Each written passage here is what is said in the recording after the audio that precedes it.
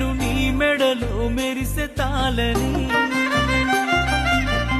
అనుకోలేదే నీ పెళ్లిలో అతిథి నేనని రాసుకున్నా నా నెత్తుటితో ప్రేమ లేక